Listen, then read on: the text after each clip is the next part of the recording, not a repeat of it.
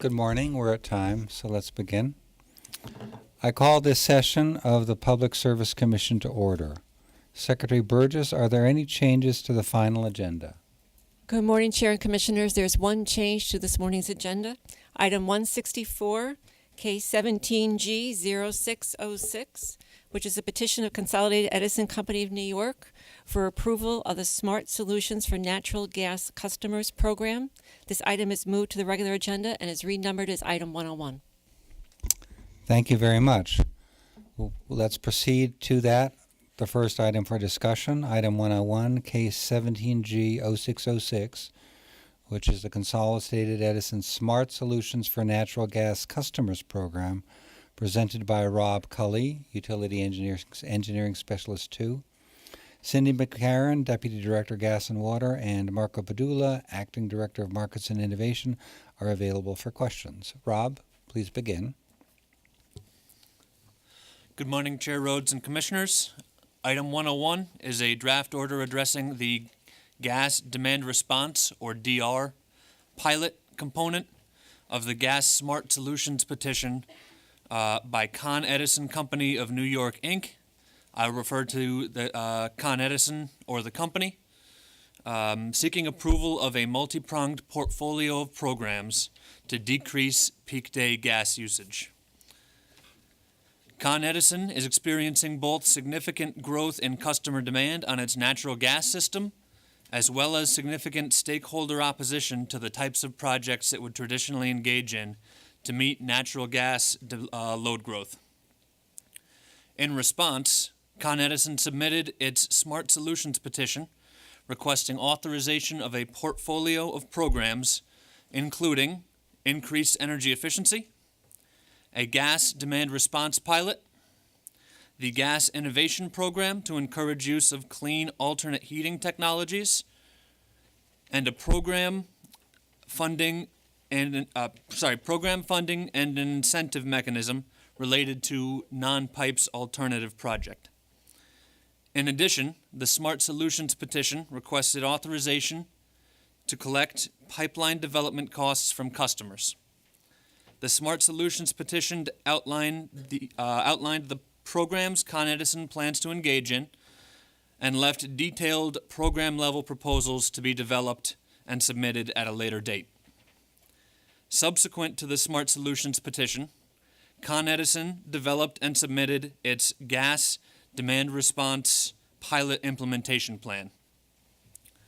At the Commission session in July, the Commission issued an order which addressed the first proposal in the Smart Solutions portfolio and increased gas energy efficiency program targets, provided guidance on the types of projects the company should pursue as part of the Gas Innovation Program, and rejected the company's proposal to begin recovering pipeline development costs from customers prior to any such pipeline coming into service. The draft order before you today is limited to consideration of a second proposal in the Smart Solutions portfolio related to the Gas Demand Response pilot component of the Smart Solutions petition, which I will refer to as the Gas DR pilot and its associated Gas Demand Response Implementation Plan, or simply the Implementation Plan. The Gas DR pilot, as proposed, would be the first gas DR program of its type in New York State. While interruptible customers have been engaging in a simplistic form of demand response for decades, the company's proposed pilot proposes a significant jump forward in designing a financial-only DR program for gas similar to the successful electric DR programs currently operating throughout New York State. Staff plans to bring forward additional draft orders for your consideration related to the Gas Innovation Program and non-pipes alternative components of the Gas Smart Solutions petition once the company has submitted additional information related to these components and both staff and stakeholders have had a chance to review and provide comment on such proposals.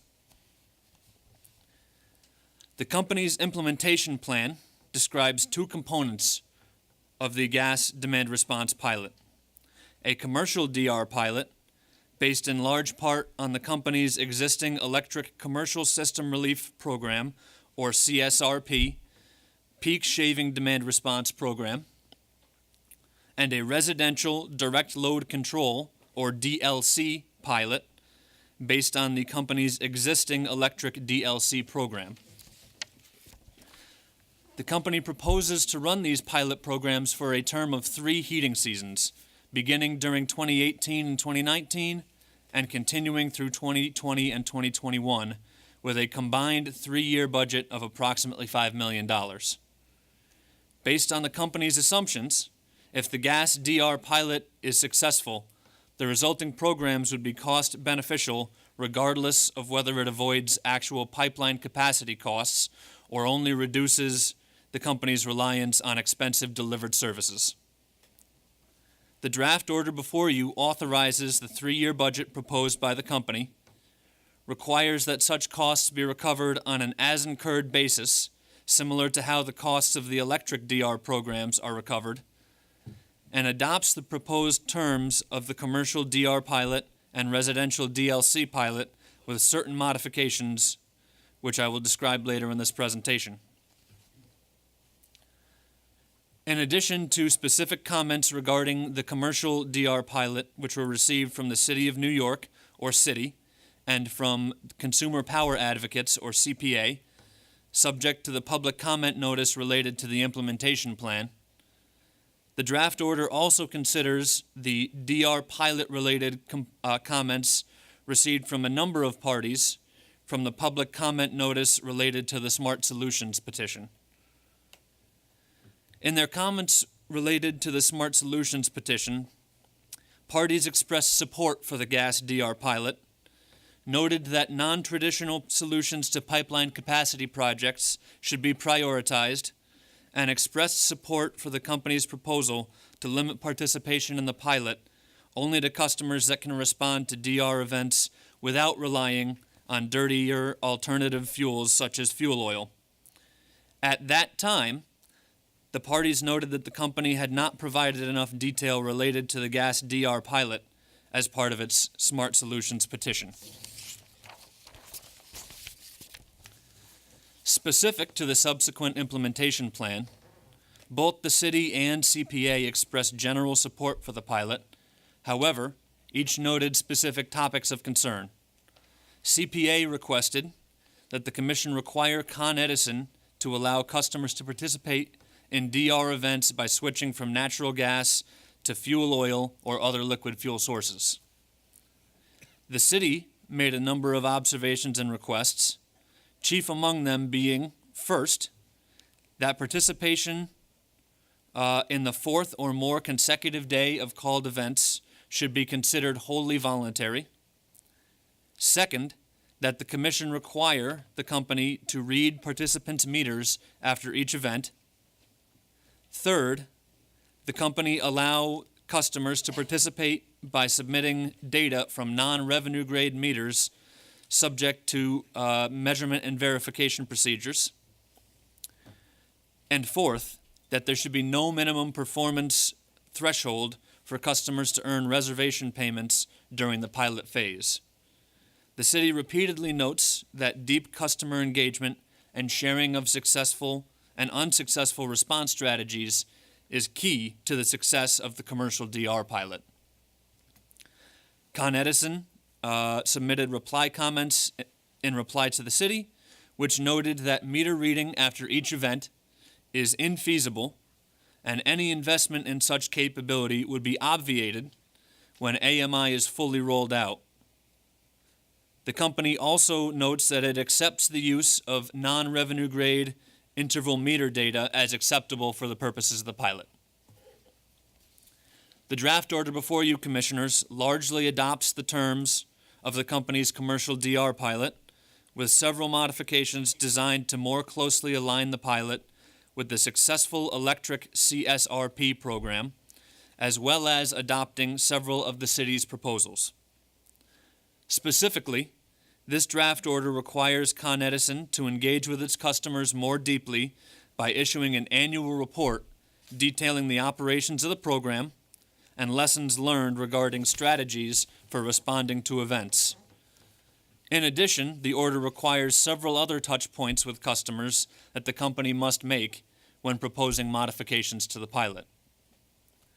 The draft order also recognizes certain areas where deviation from the terms of the mature electric DR programs is reasonable for a pilot. For example, the draft order adopts the city's request not to impose a minimum performance threshold, since it is currently unknown what actions customers will take to reduce gas load and how effective those actions will be. The second component of the gas DR pilot is a residential and small commercial focused direct load control program, which would allow the company to take direct control of temperature set points of enrolled Wi-Fi communicating smart thermostats. While the implementation plan was light on detail regarding this component, no parties commented on the issue, and the residential DLC pilot is very similar to the company's existing electric DLC program, which makes use of the exact same technology to control both summer cooling load and winter heating load. The draft order adopts the company's proposed residential DLC pilot, but requires Con Edison to codify the program details in an updated implementation plan to be filed within 30 days of this order. Commissioners, this concludes my presentation. Cindy McCarron and I are both available to answer any questions you may have. Thank you, Rob. My own response is that I find that this individual item is in fact a smart solution, representing as it does a cost-effective problem-addressing approach, and it does so prudently in that it's initially a pilot. It's the first of its type, but it's a sensible export or transfer from the world of electricity to the gas sector of approaches that have been proven effective. And it's a timely item given that it will permit us or permit Con Ed to put things in place in time for this heating season. So I will be in favor of this item. Commissioner Sayre.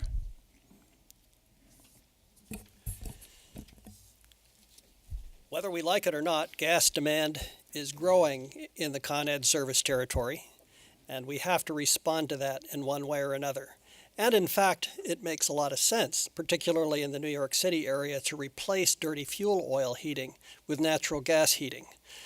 So we need to determine what's the best response to address the increasing demand. This particular program is one element that I think will be helpful in the future.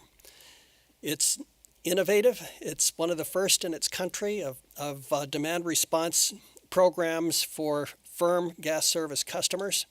And if successful, will be able in the future to be considered as a resource that will either postpone or, if possible, eliminate the need for new pipeline growth. It looks to be cost beneficial.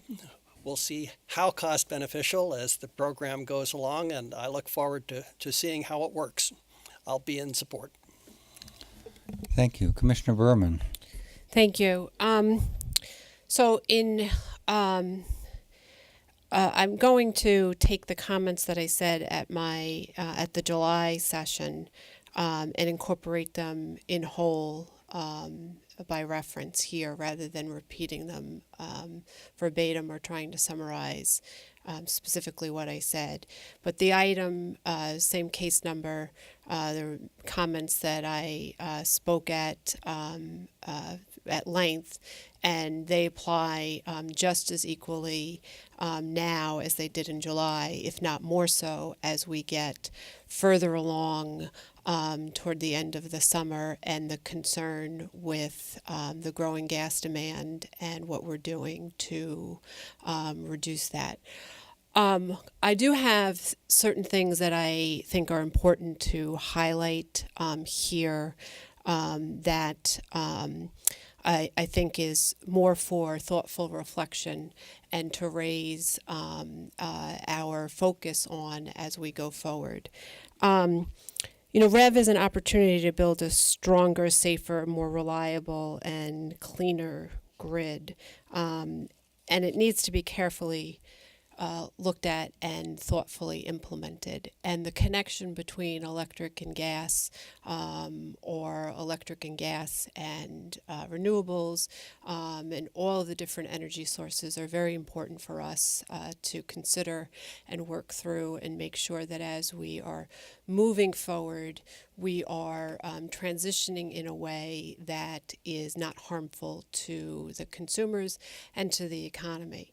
And from my perspective, we are, at a major inflection point between fossil fuels and renewables, and we need to address that in a more thoughtful and holistic way. We need to be clear on what it is that we as regulators are intending to do, not just with one item, but across the board. And we need to make sure that we're incorporating all stakeholders in a way that isn't pitting one stakeholder against another.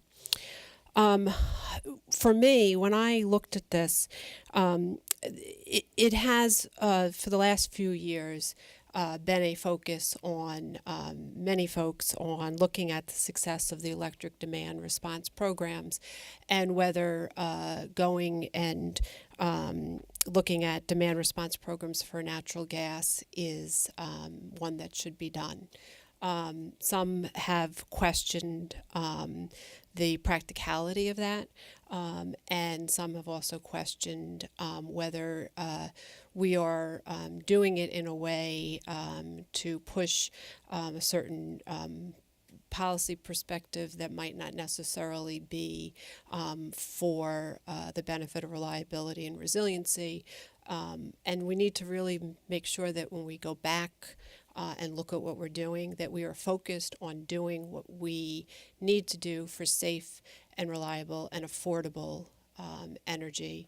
And we need to do it with a careful analysis on what that means.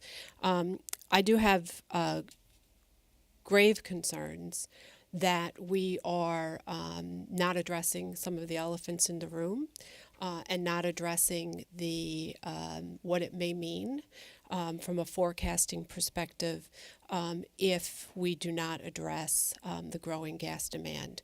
It is a fact. All of us would not disagree, or the comments that have been said would be different. We would be saying, no, there is no increasing gas demand. There is an increasing gas demand. I guess my question to staff is, why is there an increasing gas demand? What's the rationale for that? What's the factors that are leading to that increasing gas demand? I think Commissioner Sayre alluded to, the fact that there is still a considerable amount of dirtier fuel oil use in New York City. There's still a number of buildings that are using number 4 oil, which is a blend of number 6 oil and number 2 oil. And New York City has passed legislation that requires them to switch from that to a fuel that's no dirtier than ultra-low sulfur diesel fuel by 2030, although they're considering changing that, moving it up to 2025. So that is certainly a major factor, but the continued low price of natural gas is also a major factor. People that can make the switch, are doing so for economic reasons typically. Right. So there are some customers, apparently a growing number of customers, who want gas. Is that an accurate description?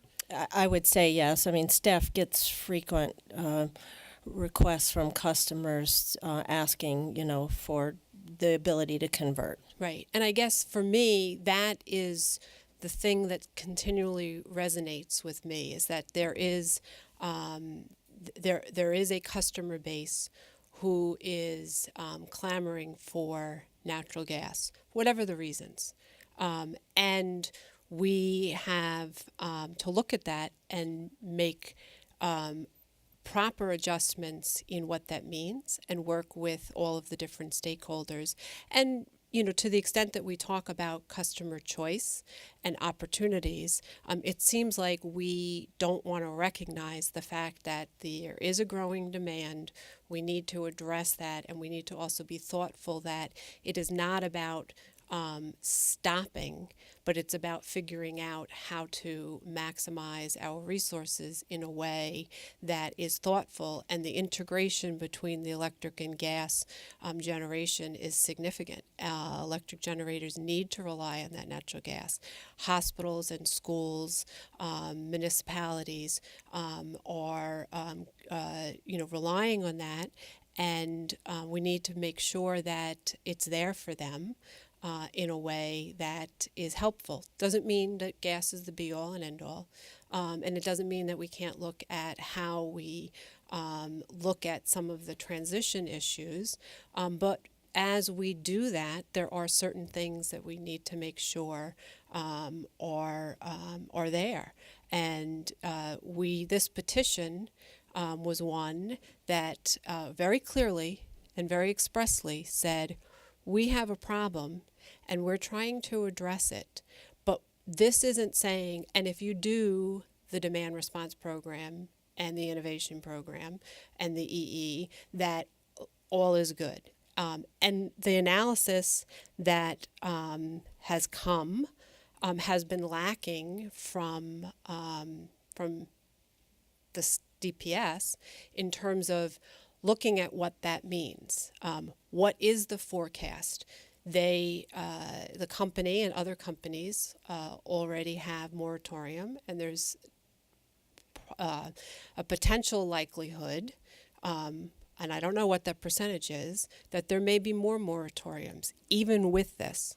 Yes, this is a good program to have as a pilot and work through some of those challenges to see whether or not this gas demand response program, while appealing, if it is practical or not, and what some of those issues are. But make no mistake, we need to address the pipeline issue sooner rather than later. UIU, in its very, very thoughtful and detailed comments, talked about the concerns they have with a moratorium, the problems that would generate. And they also questioned the implicit assumption of the company in seeing the non-pipes alternatives as better than a pipeline alternative. It didn't mean that they were saying pipeline, it didn't mean that UIU was suggesting that a pipeline is better than a non-pipeline alternative. But what they were raising was, what does it mean for the consumer? Not only in choices, but in reliability, and if we are not addressing sooner rather than later the pipeline. It is something that UIU, in its comments, was concerned with in terms of us not addressing it now and waiting. And that's why they were concerned about the pilot moving forward without some of that analysis. They were concerned about other things too, but that was one of the biggest issues. That's not the fault of the company. That's the fault of us as regulators in not looking and carefully doing that analysis in a transparent way that gives me as the regulator the information that I need to make sure that we're doing all we need to do to protect the consumer and to also protect the viability and reliability of the grid. It's that important. I raise this not to be difficult. I raise it because I think it's that important that it is not just in Con Ed's territory. We need to look at this across the board, and we need to make some real clear regulatory positions and actions. We have been clunky in that. It is unclear where we stand going forward, and we need to really be upfront and honest and not be scared of saying that we need, for some foreseeable future, people may disagree on what that is. We need gas as part of our mix. And what that mix is, we need to have conversations on and work through it.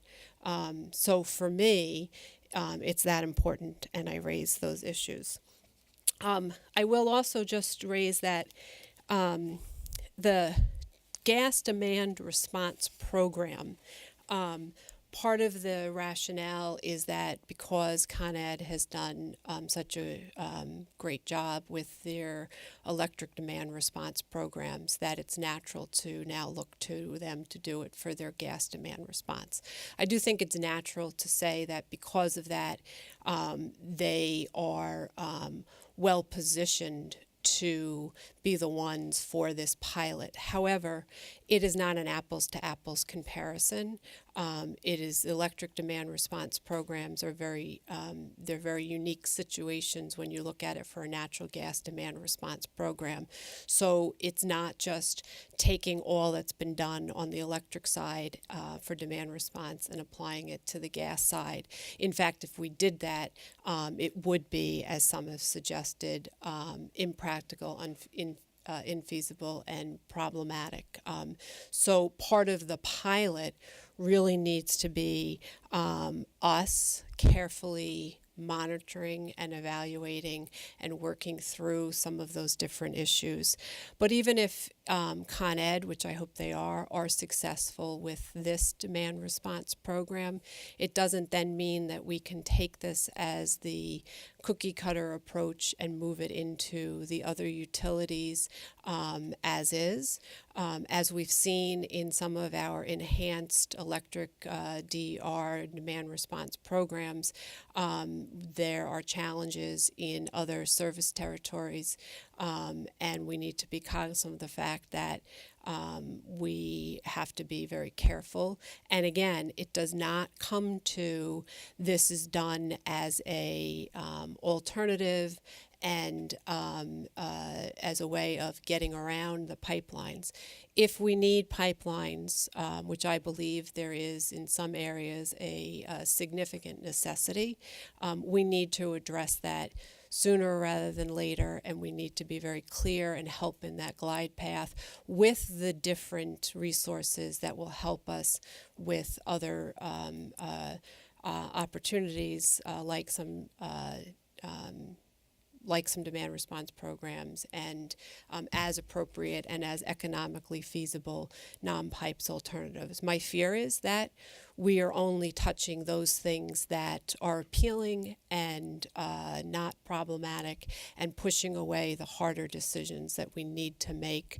And we're doing so, in my strong opinion, as a disservice to those consumers who currently have gas and need it to continue, and those who may want it. CPA, Consumer Power Advocates, is one that I always am very thoughtfully focused on because they do have large customers, including many hospitals. And so reading their comments and their reply comments, and they're not shy in voicing their concerns throughout many of our proceedings. In fact, since I've been here since 2013, they've consistently said the same message. We need you to be more helpful on our energy needs. Gas is one of those needs. They are very supportive of transitioning to other fuels, but they are also raising concerns as to their needs.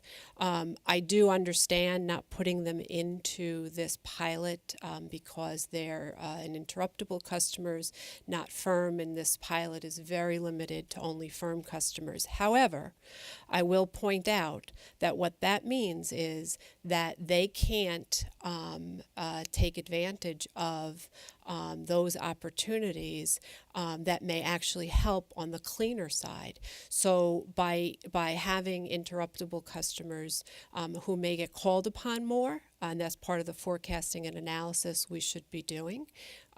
If there is a call upon a moratorium and also calling upon the need to lessen gas, those interruptible customers may be moving off of gas and going to dirtier fossil fuels, and therefore some of that forecasting and analysis needs to be done on, while we may have had a successful pilot, are we actually doing something on the other end that is problematic, and weighing that analysis is very important, and I think would be helpful. So we also have to look at whether or not, and this pilot will go through what some of the technical feasibility issues are that may make it helpful for CPA and others to be able to move into it. But before we would do that, we would need to showcase what we are doing more holistically. Will the customers accept this program? That's something we'll look at. Obviously, it's a limited program. Probably many already are on some form of, the ones that would be targeted are on some form of electric DR anyway, and they would probably be more open to moving into a gas DR. So even that has to be analysis taken into consideration, that if this program is successful, is it because these customers were a small subset and already were exposed to a successful program and therefore it was easy, or is it because they really had no choice? And that's also something to be considered of. We have to look at that from the perspective of there are some interruptible customers who want to become firm customers. They may not be able to move into that, and maybe some of those interruptible customers want to move into the firm so that they can take advantage of this program. I doubt that at this point, but at later we may need to look at that.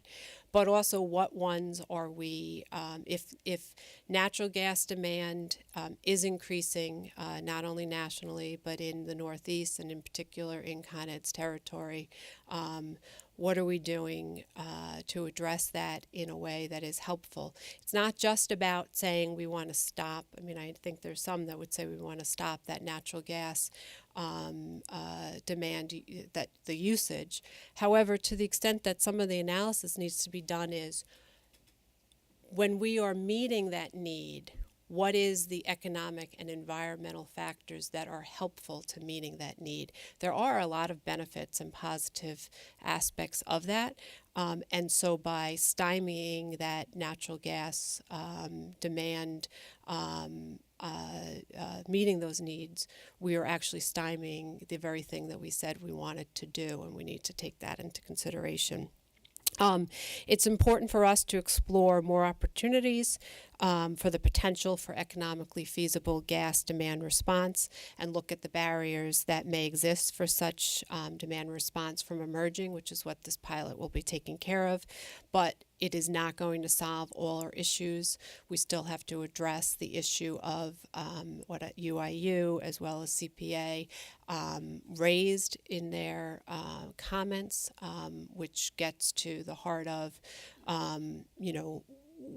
the forecasting issues we have to do on what the problem is with not meeting that need, and the moratoriums that may go into place from that. And that is something that's very scary to me and concerning as we move forward.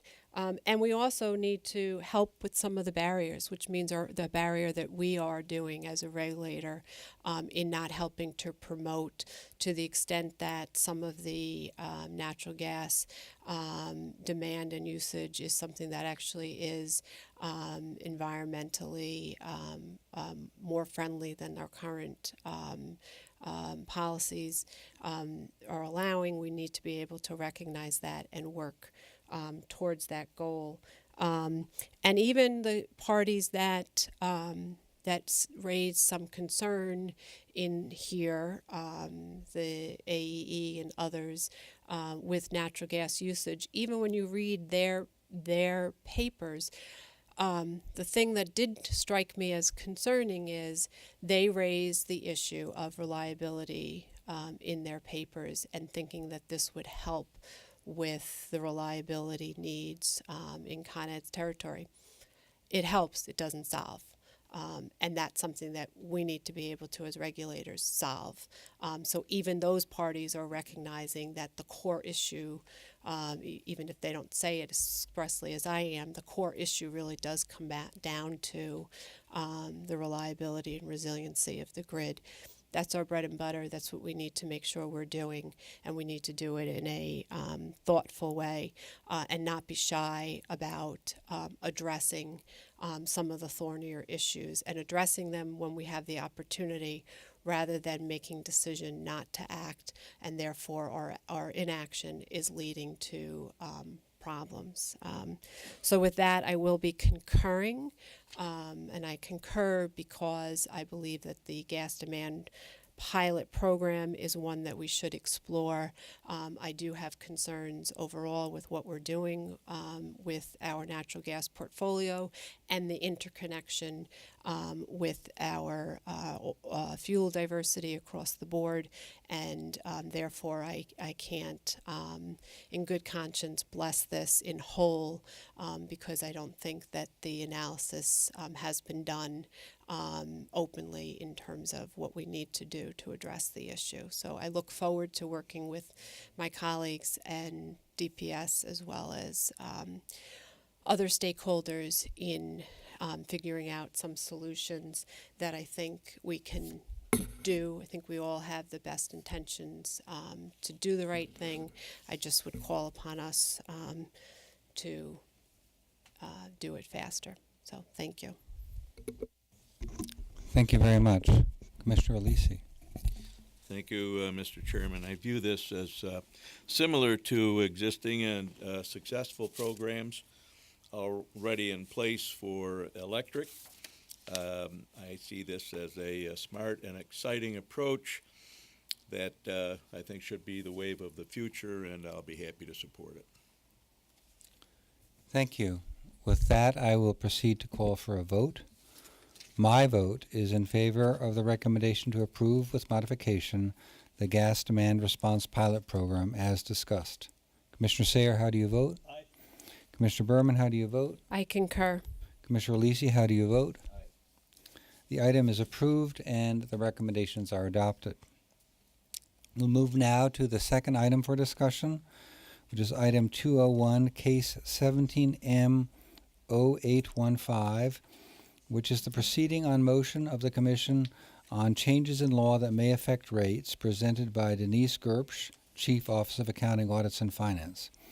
John Scherer, Deputy Director, Office of Accounting, Audits, and Finance, and Tammy Mitchell, Acting Director, Office of Electric, Gas, and Water, are available for questions.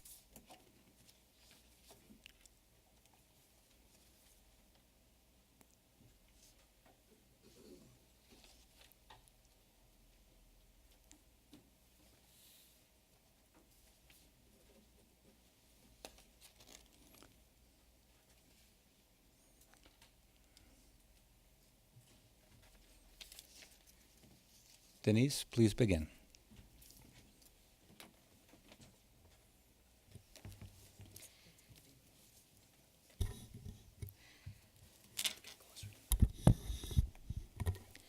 Good morning, Chair Rhodes and Commissioners. Item 201 is a draft order addressing accounting and rate making for the effects of the Tax Cut and Jobs Act, which was enacted on December 22, 2017.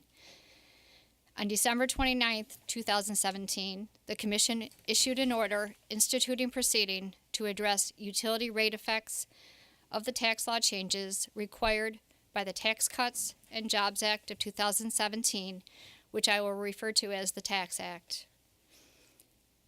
The Tax Act made significant changes to the federal income tax structure that materially impact the tax liabilities of New York utilities, including a 40% reduction of the corporate income tax rate from 35% to 21%.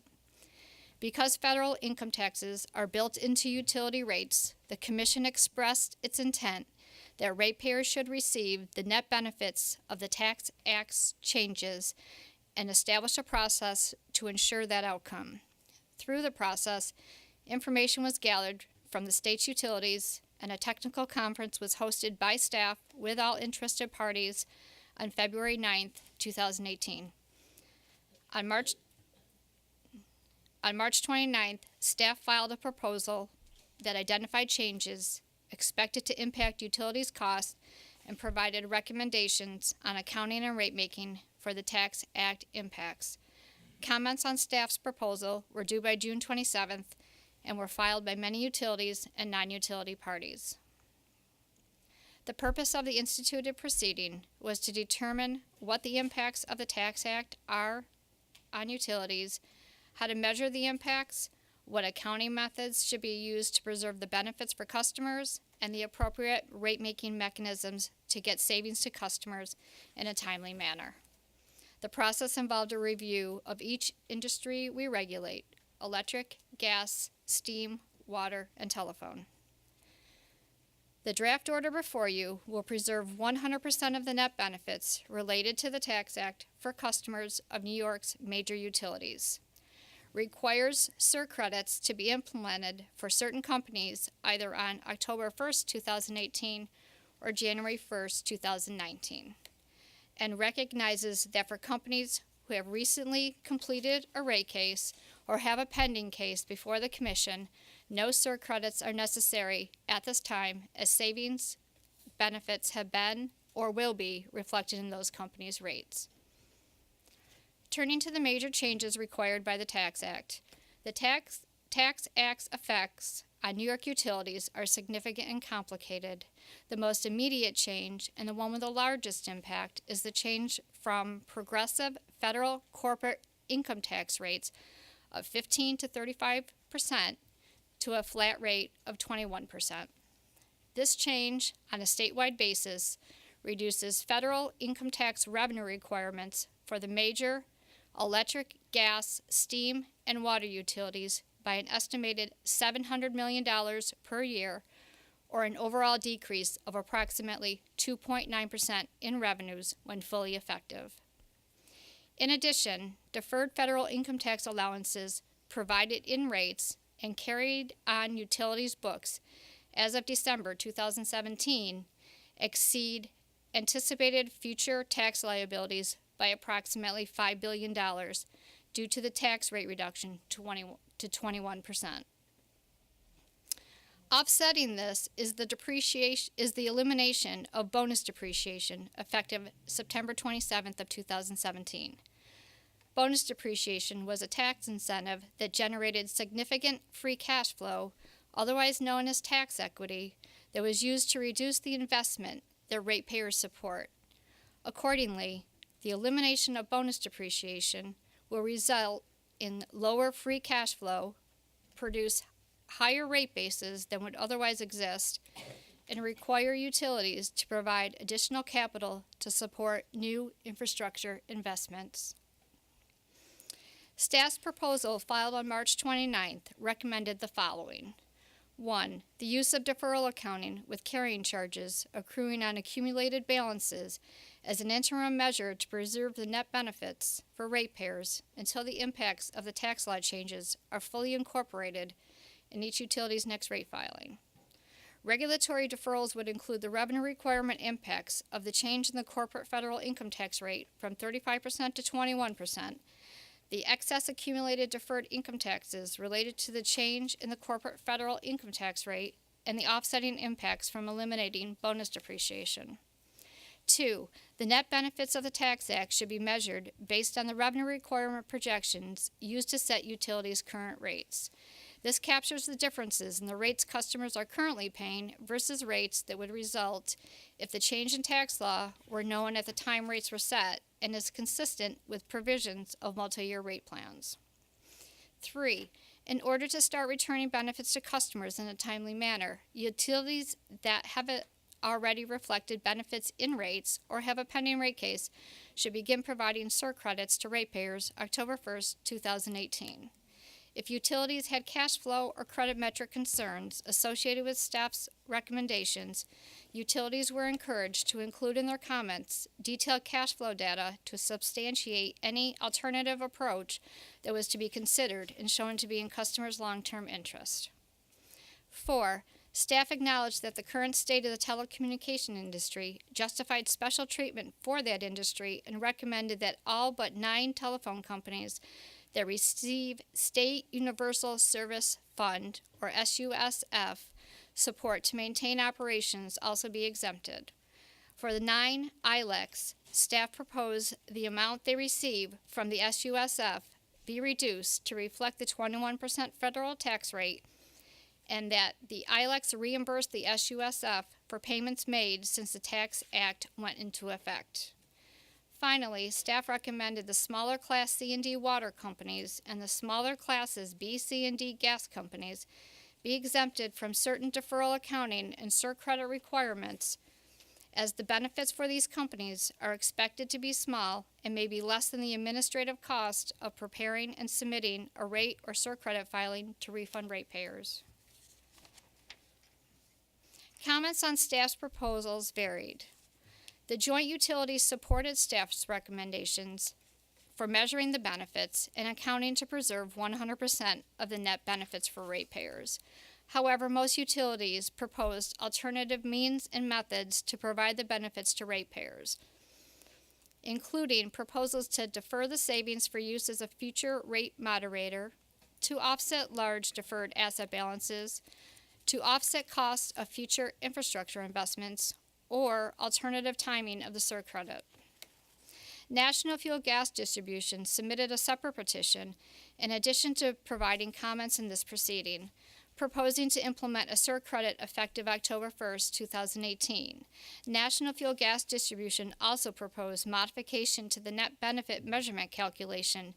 It identified an offsetting impact to be included in the calculation, specifically to incorporate the effect of the improving equity ratio of its parent company, National Fuel Gas Company, which was used to set National Fuel Gas Distribution's current rates, and that this improvement should be considered an increased cost in determining the net benefits.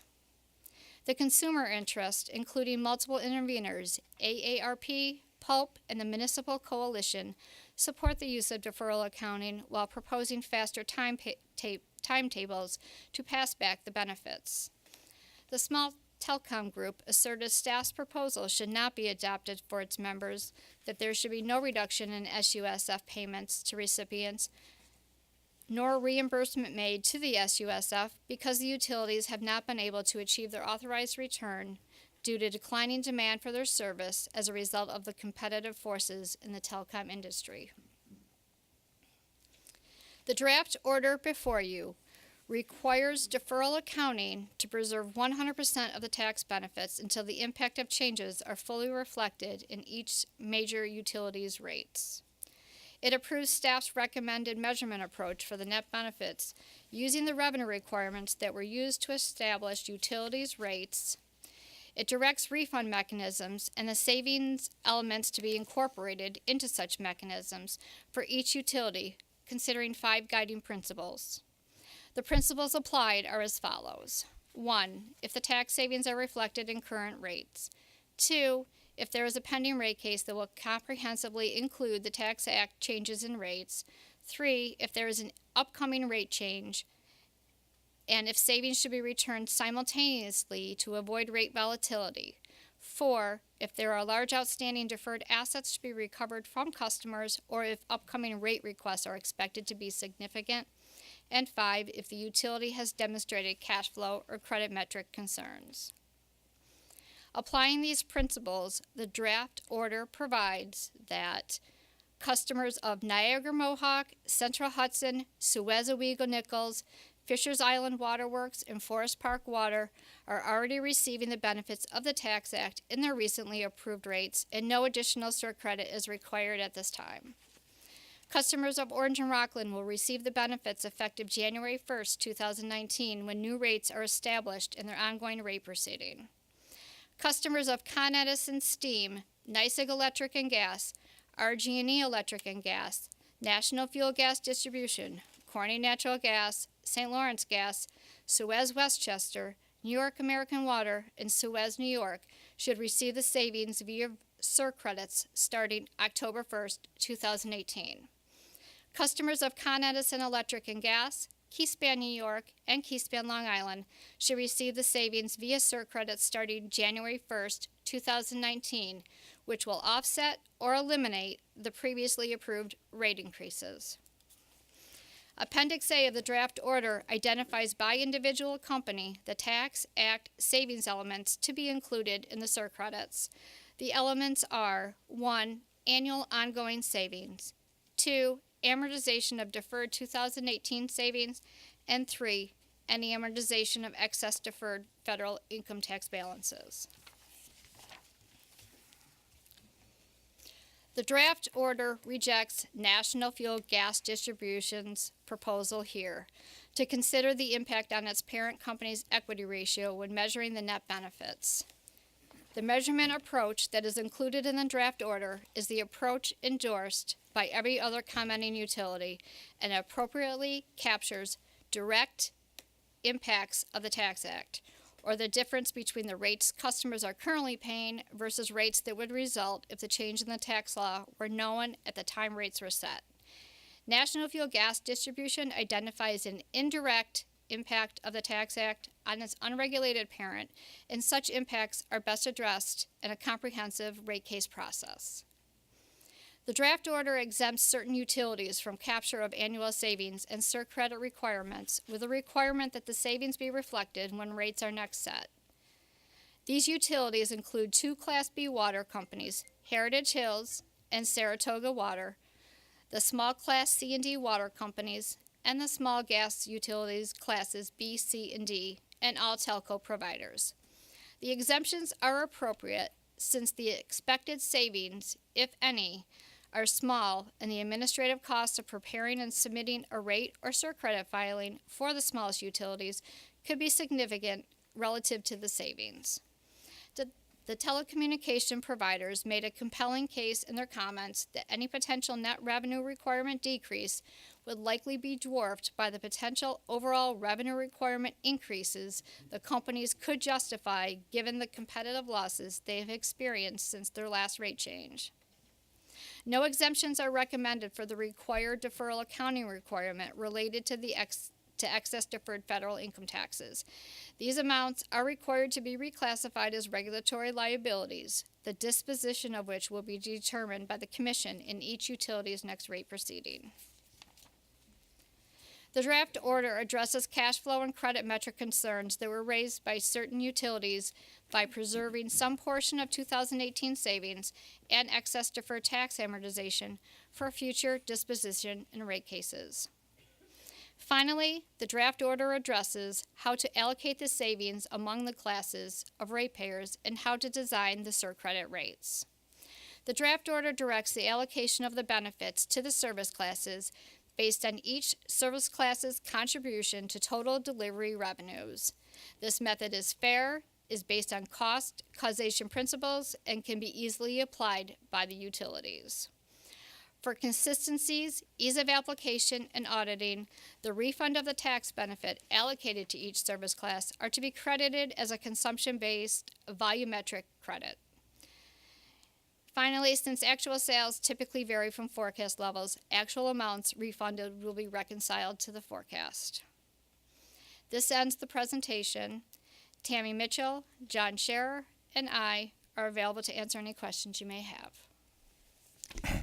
Thank you very much, Denise. I find that this item meaningfully fulfills our stated intent, which is to flow to the customers of New York swiftly, fairly, and completely the benefits that result from the new Federal Tax Act, and to do so in ways that optimize the benefit to customers, taking into account diligently and sensibly and complicatedly, if that's a word, the complexity of utility financial accounting, where each utility is in its rate cycle, and some appropriate individual circumstances. I'm going to vote in favor of this item. Commissioner Sayre. I completely agree with Chair Rhodes' comments. It's a very complicated item, and I commend staff on your very detailed and thorough analysis.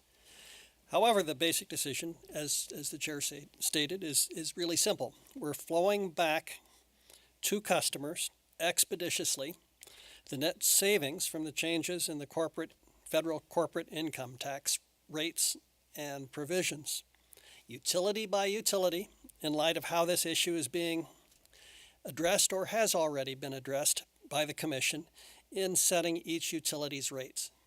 In summary, it's good news for customers, and I support the item.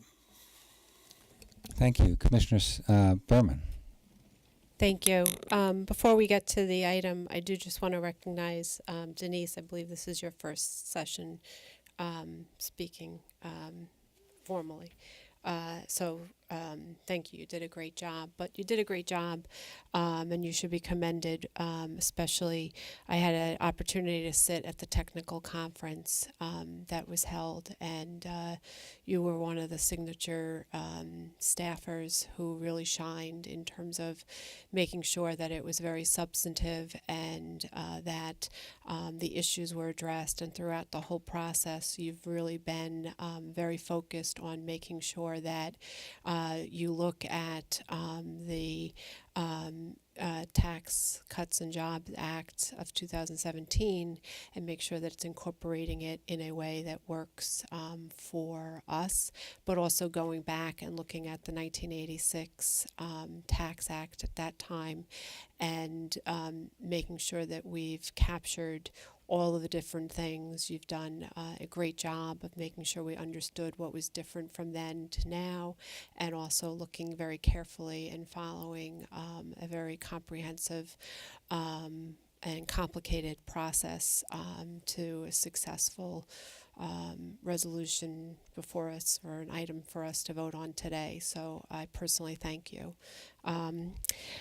This has been part of an ongoing comprehensive review of how the Federal Tax Cuts and Jobs Act may affect the rates of our PSC regulated utilities and the ratepayers of New York. And rates charged by our utilities to their ratepayers encompass, among other things, annual taxes paid both to the federal government and to the state. And we had to determine how the reduced annual tax obligations would be addressed in rates charged to the ratepayers. And this commission process that was undertaken was very similar to what was done when the law was changed back in 1986.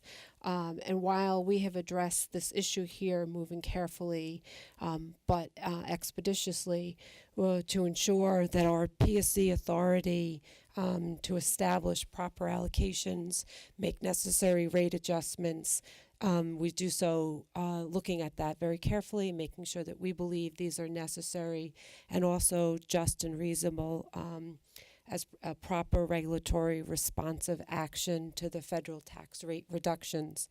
In fact, these federal tax law changes have helped us lessen the rate impacts already in some of the rate cases. There are, still, of course, a lot of devil in the detail, and will there be other things in terms of now how do folks show this on their books and other side issues that may come up and look to the Treasury and others for some interpretation. And obviously we'll be working with the utilities and the stakeholders as necessary to make sure that we're doing our due diligence as proper regulatory oversight to encompass this.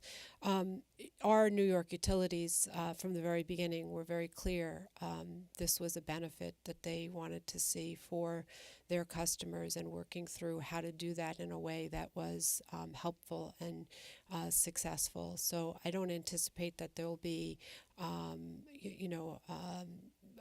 any folks who are opposed in most of what we're doing. There may be some fine tuning, but I really think that you, Denise, in particular, you have really made sure that you sharpened the pencil and looked very carefully at all of those things. We have to balance the needs of the ratepayers and utilities and ensure safe and reliable utility service at reasonable rates. And our job as regulators here today is to ensure that they are just and reasonable and that the rates reflect the relevant tax expenses. I believe we're positively handling this in a way that allows the benefits of the TCJA to go back to the ratepayers. And so as I look at it, today seems like a win-win. So I'll be voting in favor. Thank you. Thank you. Commissioner Alisi. Thank you, Mr. Chairman.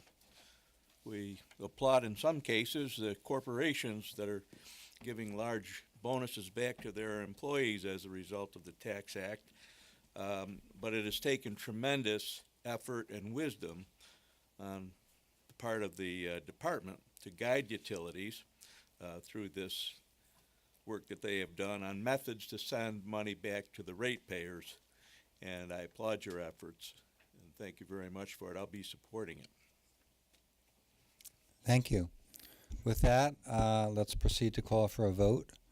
My vote is in favor of the recommendation to direct utilities to implement deferral accounting and take certain actions to provide the benefits of the Tax Cuts and Jobs Act of 2017 to ratepayers as discussed.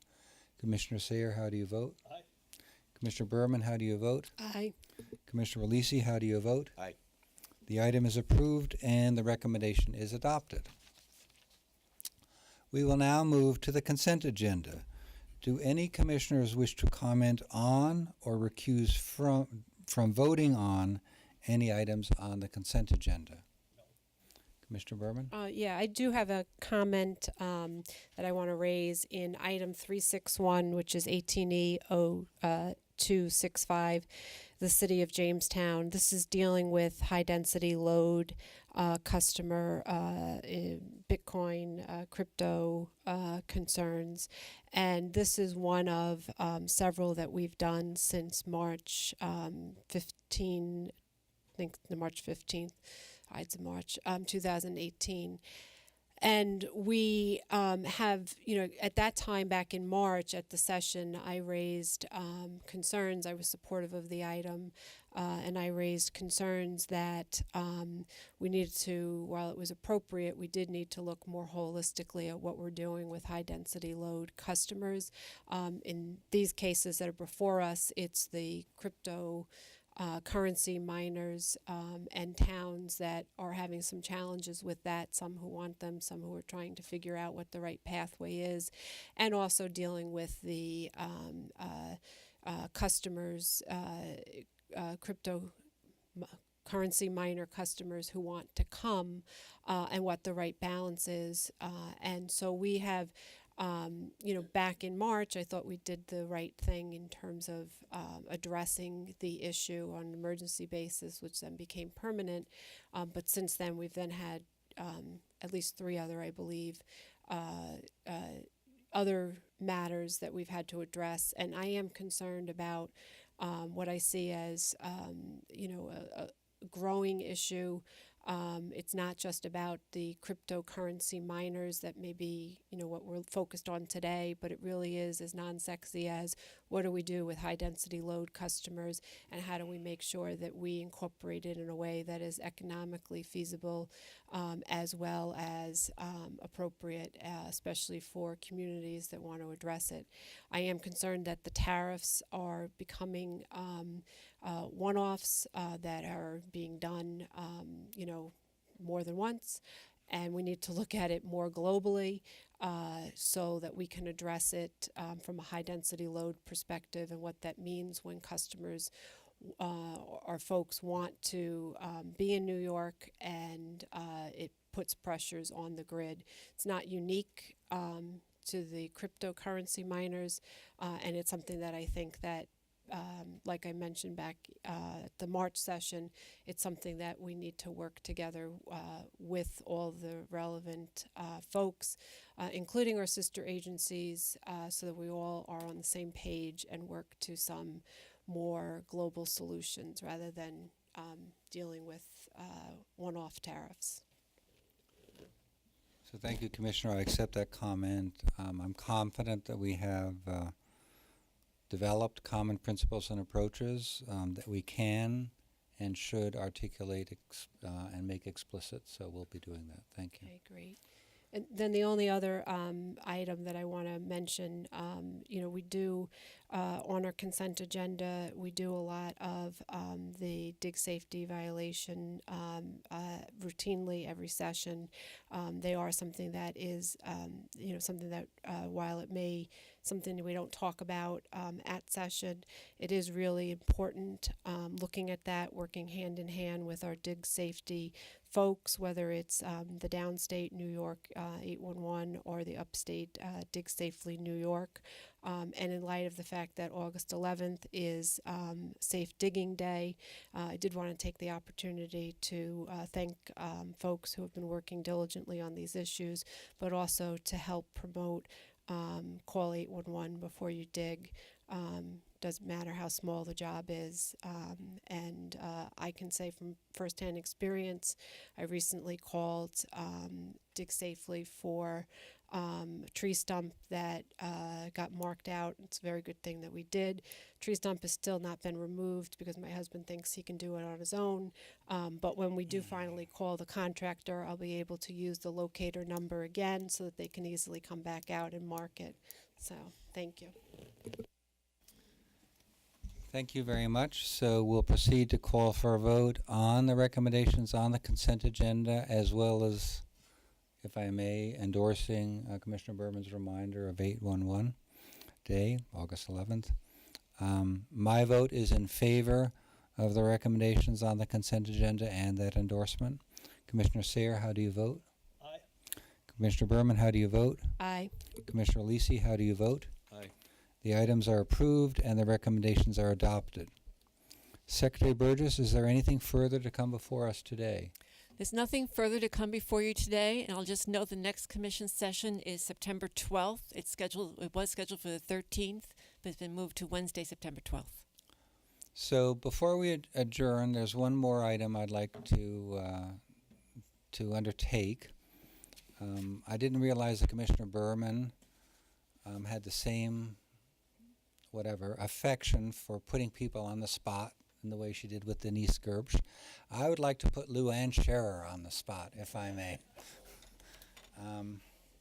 And I have a resolution which I'd like to read out to my fellow commissioners and to the colleagues in the room. Resolution of the Public Service Commission of the State of New York.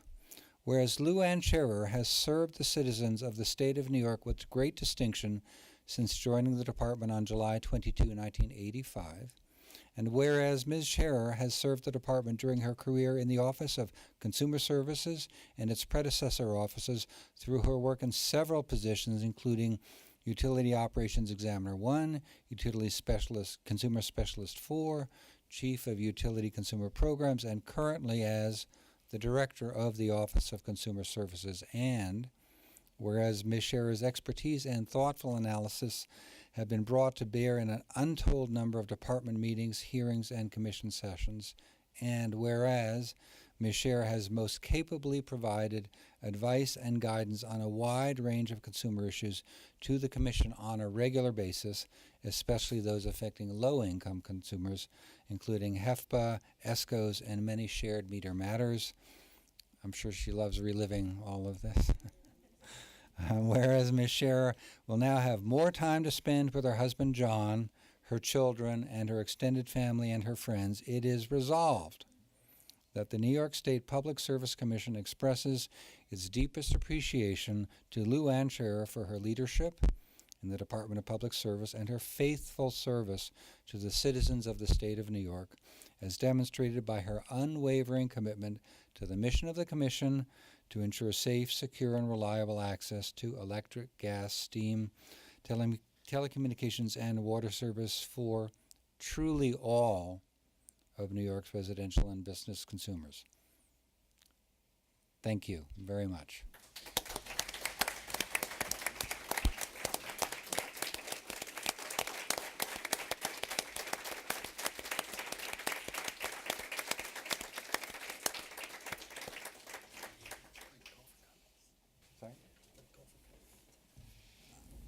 I call for comments. The very first time I came to this building, as a young attorney with my hat in hand, wondering if I was going to get blasted by staff, Luann, you were already here for several years, apparently having started your state service in grade school. That's very impressive. Congratulations for your long and dedicated service, and I wish you much happiness in your retirement. Commissioner Bergman. I'm going to save most of my comments to your goodbye party, so be ready.